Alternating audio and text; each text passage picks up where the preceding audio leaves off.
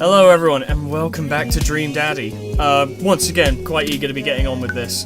Apparently we just finished Chapter 1, I think. Was the Cookout Chapter 1? I don't really know. All I know is we're getting back into it, and I'm quite excited. Grow your own vegetables is cheaper, I think. That's not really a tip, more as a offering of potential information. You get me? You don't get me. Amanda and I walk back to our place as the sun sets over the neighborhood. Pretty fun party, don't you think? I mean, I got a burger in me. It felt like I was at a networking event. Wish I could have been playing Paranormal Ice Road Truckers. It's not. It's a TV show.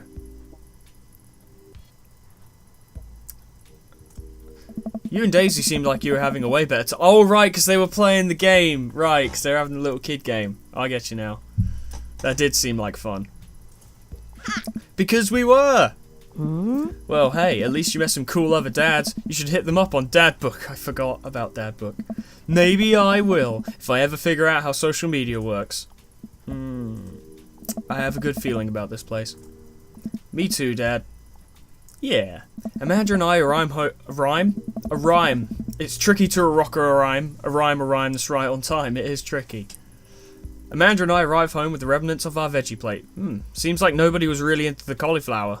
Is anyone? Any big plans for this evening? Actually, yeah, I'm going out with some friends. Oh.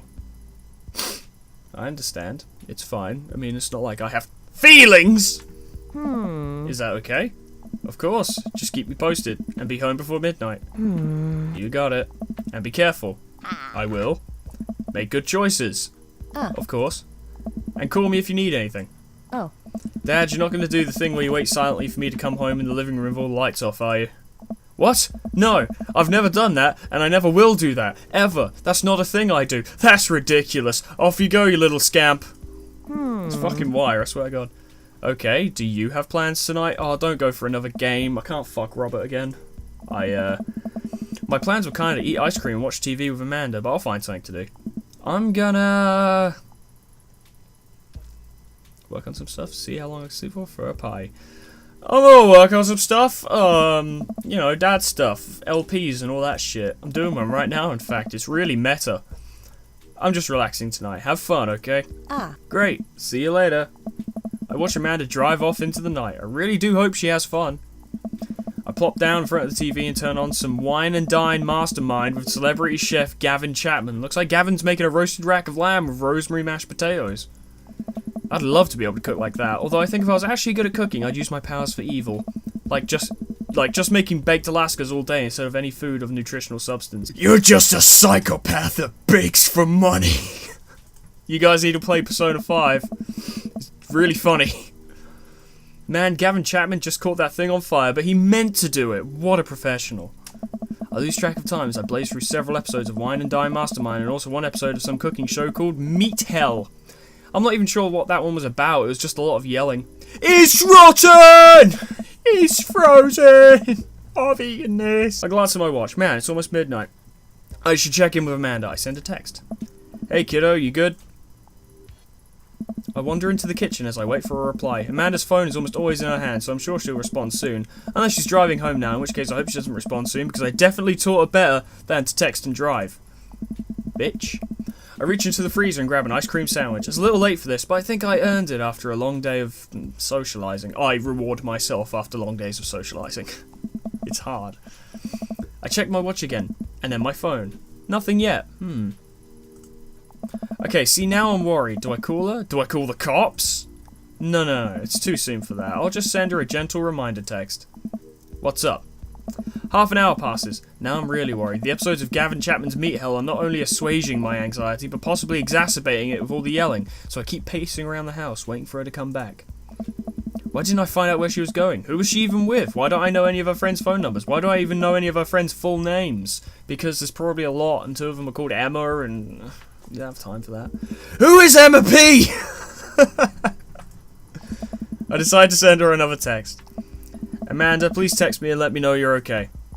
I can't help but think of all the awful things that could have happened to her. Let's be fair, I've forgotten to respond to my phone a couple times. Oh, thank God it's her. Oh, please don't be an ambulance, please. Amanda opens the door and shuffles in. Finally, she's back home. I'm glad she's okay. Sup? Sweetie, thank God you're safe. I was so worried. The Slenderman is out at this time of night. Dad. Yep. Now that I know she's okay, I'm really mad. Don't be mad. Why didn't you answer my texts? Amanda pulls the phone out of her pocket. Huh. Oh, whoops. Guess I didn't see those. I've done that a couple times. She starts to walk to her room. Amanda Ann, you use that amount of word of someone's name when you're angry. Whoa, we're pulling out the middle name now. Amanda, you came home an hour and a half after your curfew and you didn't respond to any of my texts. You really freaked me out. I was about to call the cops. Dad, seriously overreacting. You're not going to be like this when I go off to school, are you? Yeah, probably. I have a right to be concerned. I was scared. I can understand the attitude, so I'm going to lay off that because when you're younger, you don't appreciate nor understand the effect that your actions may have on your parents. It's only when you get older.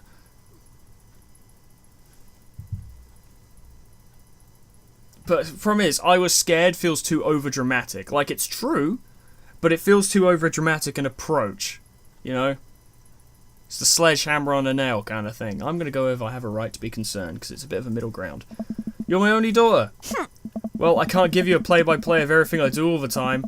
I'm 18, you shouldn't even be giving me a curfew in the first place. That is kind of true. I stopped having one when I was like 16, maybe younger.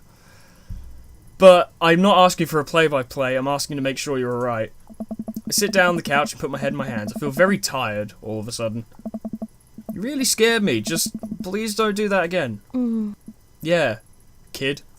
Alright, I'm gonna go to bed now.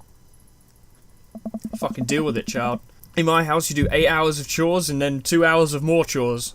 I call them extra chores, more chores. Jeez. As I'm falling asleep, one thing she said keeps echoing in my mind. You're not going to be like this when I go off to school, are you? Probably.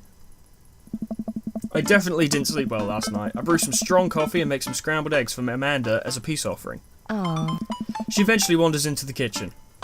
Hey. Oh. I thought about what you said last night.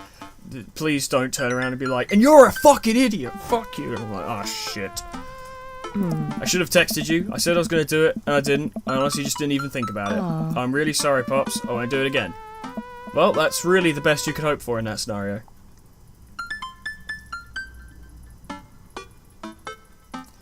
Do we apologise for freaking out, or do we bolster her confidence by saying we trust her to make good decisions? We'll apologise. It's like a mutual apologising situation. You're an adult now. I shouldn't have gotten so worked up. Team Foreman. I mean, of course. Team Foreman. Amanda gives me a hug. Want some eggs? You know it. Sprinkle some cheese on them? Already did. Oh yeah. Alright. Bless you. Amanda scarfs down the eggs in the time it takes me to wash the pan. Alright, I'm off to school. Smell you later, Gramps. Wait, one more thing before you go. What? What's Dad Book? I still don't know what Dad Book is. It's a social media platform. Wait. What? What's a social media platform? Dad, I have to go to school. Come on, Amanda, I'm an old man. I can't put together a Dad Book profile on my own. Alright, I'll help you sound interesting on the internet. Amanda spends the next couple of minutes setting up my profile on Dad Book, which, as it turns out, is a place where dads can get together and talk about dadhood. I remember when I first set up my Facebook profile. It's harder than you think. I don't really bother with it anymore. The profile just remains what it is. Alright, Pops, we've got to fill out your profile. Oh, this is the worst part. Let's get some likes and dislikes. You know, you like cannibalism, you dislike not cannibalism. It's a very simple process. On a Friday night, you are most likely to polish and sort my coin collection, Netflix and grill, baby, fall asleep watching the History Channel, torment my children with dad puns, or sink into blissful oblivion. Out of the 5 of these, probably that. I'd personally go drinking, but I'm younger than this character, so that's fine. If you had to take one thing with you onto a desert island, what would it be? My trusty grill, the lost shaker of salt, cast away on DVD for instructional purposes, a boat, obviously. Yeah. What are your turn-ons? Strong dad arms, tennis shoes with long white socks, a well-manicured lawn, street smarts, top-tier grillmanship, comfortable with crying.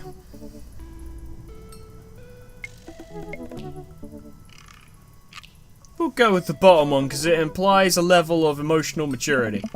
What did you want to be when you grew up? Well, funny enough, the Let's Player is not on this menu.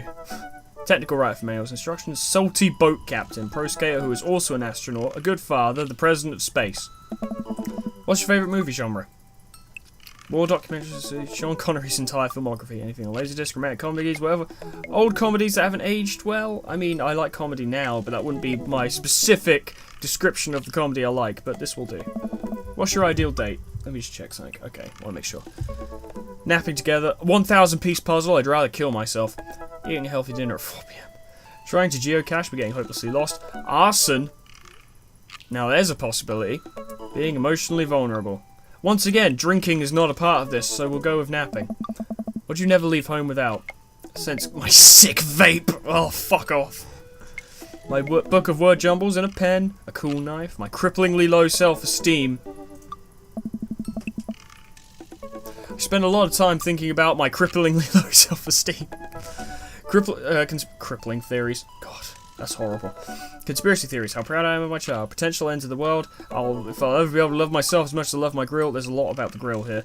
When I can next get a cup of coffee and lawnmower modifications. I'm gonna go with this. Profile complete. See, that wasn't so bad. Yeah, that was actually kind of fun. I could totally spend all day on here just looking at people's profiles. You should message one of them. Or more than one of them. All of these dads seem pretty interesting.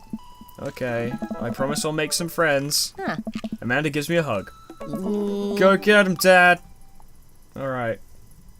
Welcome. Oh. You've got dads. Oh.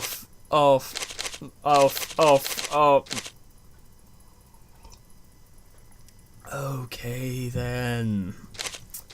Matt. Avid music. Oh, come on, Adam. Avid music enthusiast, passionate coffee drinker. You can find me most days selling bean juice over at the Coffee Spoon or hanging out at the park with my amazing daughter. Hit me up about 80s no-wave music.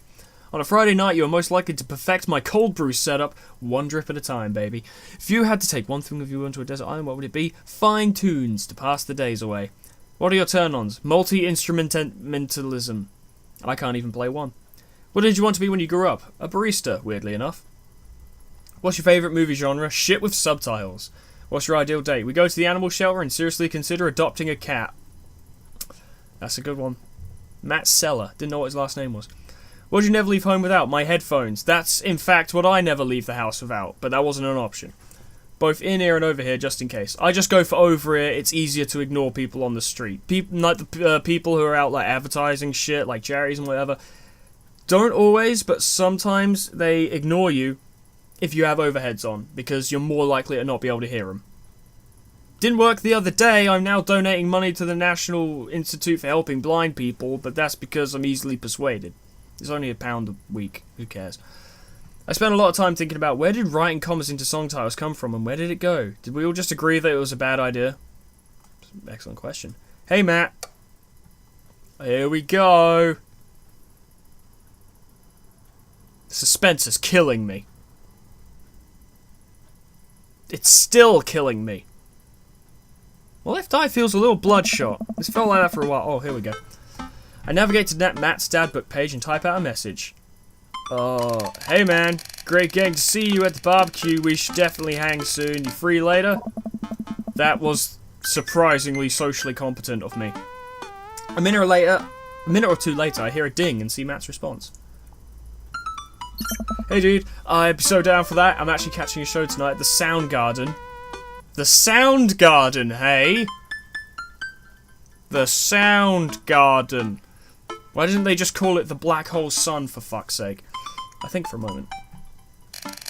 What's a Soundgarden? Oh man, I haven't been to a real concert since Amanda was born. Am I ready for this? Yes, you are. Look, if it's Soundgarden, then it's going to be grunge. And Soundgarden was fairly psychedelic, laid-back grunge, so it's not going to be anything too overwhelming. It's not like a Nirvana gig or something. Or... well, whatever. While I'm thinking, another message pops up on the screen. It's a concert venue that also... It's a concert venue, but also a band that a lot of people listened to back when it was cool to have soul patches. PUP is playing tonight. Cool little indie pop punk band, rock band out of Canada. Should be a fun one.